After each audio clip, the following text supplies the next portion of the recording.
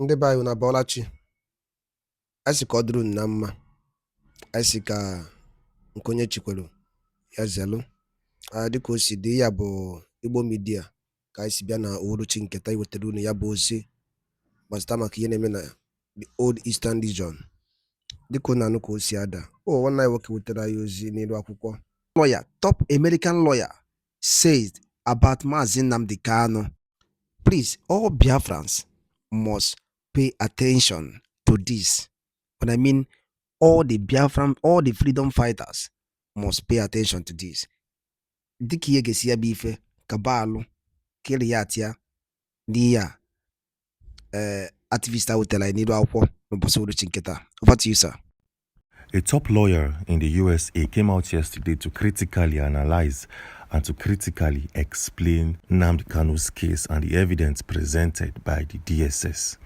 This top lawyer from the USA has critically analyzed and critically expatiated the case of Nnamdi Kanu and every single thing within. And in this video, we shall be disclosing every single thing said by this lawyer. So with all of that being said, let's kickstart this video and showcase every single thing that was discussed by this top lawyer in the USA. First thing first, he began by saying that Nnamdi Kanu's case, the evidence presented by the DSS are compiled in 5 different keynotes. Yes, this simply means that the evidence presented by the DSS are 5 in numbers.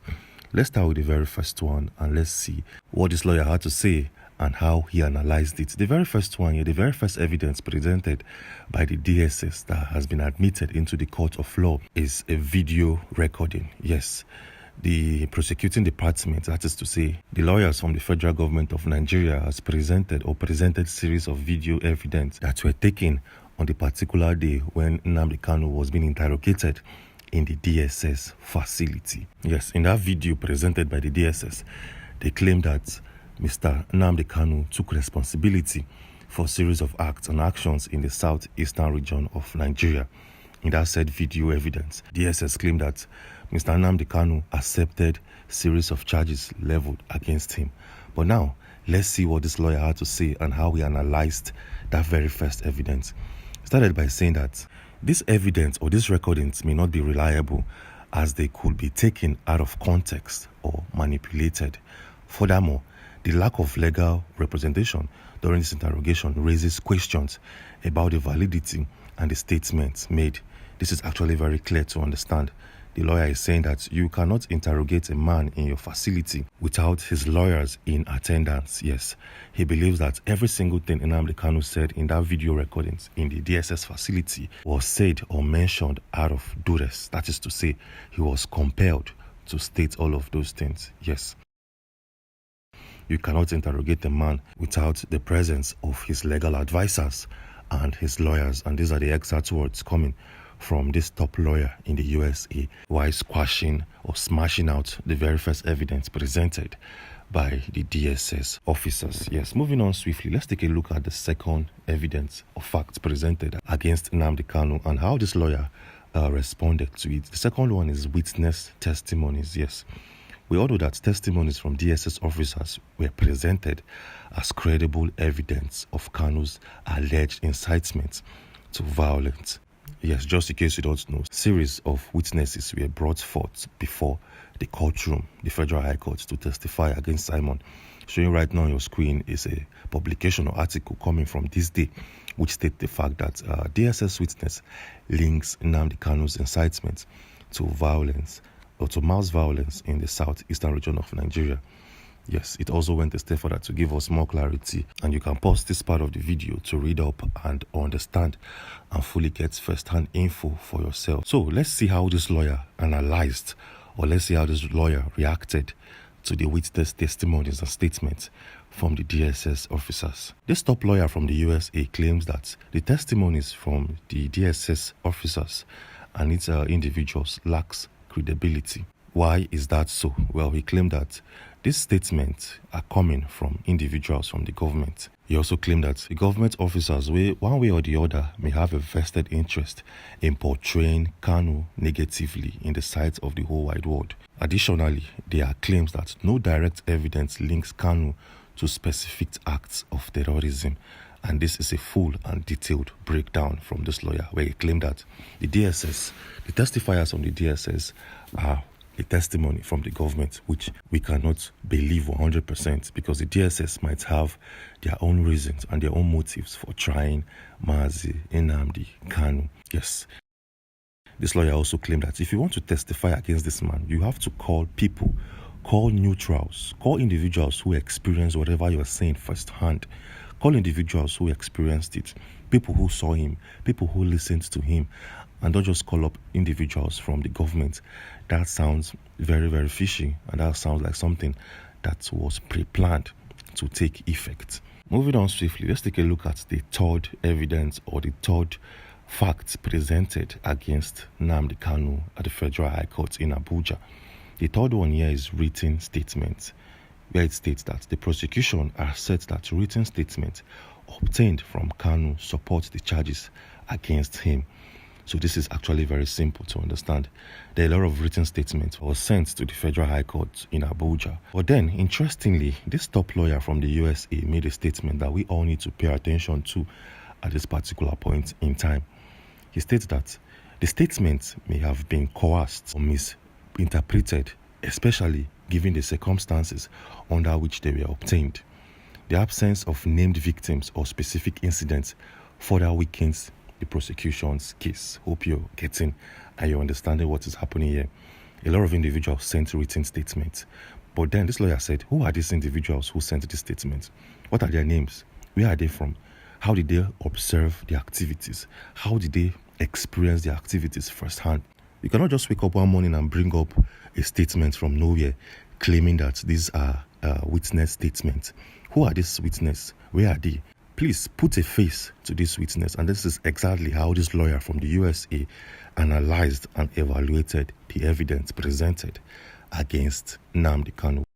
We're moving on swiftly. Let's take a look at the fourth case presented against Nnamdi Kanu. The fourth one here is fresh evidence. Over time, the prosecutor introduced fresh evidence in the case of Nnamdi Kanu so as to strengthen or make their case look winnable in the court settings. Yes, over time, the DSS and the Nigerian government presented fresh evidence. At some point, it felt like these guys were actually fishing or farming for evidence so as to use it against Nnamdi Kanu every single time. Yes, every single court hearing or court settings, the DSS will come up with fresh evidence, come up with fresh script, come up with fresh documents. And this was done to make their case look big or look winnable in the Federal High Court in Abuja. But then this lawyer said something that we all need to pay attention to. He states, and I quote, "The need for fresh evidence after years of trial raises concerns about the original evidence robustness. It suggests that the prosecution may be struggling to build a solid case against Kanu." This is actually straight to the point and clear to understand. Yes, this lawyer is saying that if you have a case against this man, if you have a solid case against this man, why is it taking you years and years and years to present your evidence? It doesn't make sense that in every court session you come up with something new. In every court hearing, there's something you have to present. But you guys had a lot of years to do all of your research. You had time, you had space, and you had the freedom and the will. You also had the materials from the government and the support from the government to do your research, do your investigation, and come up with a fact, combine them in a document and present it. But it doesn't make sense that you guys, every single time, you are finding new evidence. Every single day, you have something new. The lawyer is saying it doesn't make sense and something, it doesn't sit well with him. That is why he said the need for fresh evidence after years of trial raises concerns about the original evidence's robustness. It suggests that the prosecution may be struggling to build solid case against Kanu. Yeah, and this is actually straight to the point and easy to understand. Now let's go to the fifth evidence or the fifth fact presented against Nnamdi Kanu. The fifth one here is allegations of terrorism. Yes, the government frames Kanu's actions as terrorism, arguing that he poses a threat to national security. Well, this lawyer came out to say that the statements from the DSS and the federal government of Nigeria are mere allegations that are politically motivated and also they lack substantial proof. They contend that the government has not provided credible evidence linking Kanu to any terrorist activities within the Nigerian geographical setting. Yes, this is easy to understand. This lawyer is claiming that all the allegations leveled against Simon are purely political. They have political backings, they have political blueprints, they have political bases and political foundations. Yes. At the same time, this lawyer is saying that the government of Nigeria has failed to provide credible and fundamental evidence to charge this guy. The government of Nigeria has so far so good presented nothing. The DSS have been jumping from one point to the other, and they have failed to hit the nail on the head if there's anyone available. Yes, he also claimed that all of these allegations are mere assertions and cannot be proven in any way, shape or form. And this lawyer also went a step further to give us more clarity about something that we all need to pay attention to. And that point is public statements. Yes, the prosecuting lawyer during the case of Nnamdi Kanu made calls that Nnamdi Kanu made a lot of statements that incited violence in Nigeria. Well, this lawyer said that the statements are often taken out of context and that Kanu has a right to express his views, which may be critical of the government. He also went a step further to claim that one's opinions should not be equated with incitement to violence in any way, shape or form.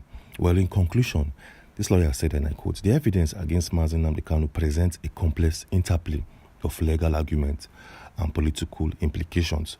While the prosecution claims to have a strong case based on various forms of evidence, significant counter-arguments challenge the credibility and relevance of that evidence. The ongoing debate highlights broader issues regarding freedom of speech, political dissent, and legal processes in Nigeria." And this is a full statement in summary from this well-schooled and a legal-minded individual from the USA, where he has critically explained in a short form and also critically analyzed the evidence presented by the DSS and the federal government of Nigeria regarding Mazi Nnamdi Kanu. Yes. Anyways, moving on swiftly, in our previous video, a video released yesterday, 4 p.m. yesterday, something big is currently happening in the country and in the whole wide world in general. Something huge, something gigantic, and something every single individual needs to pay attention to at this particular point in time.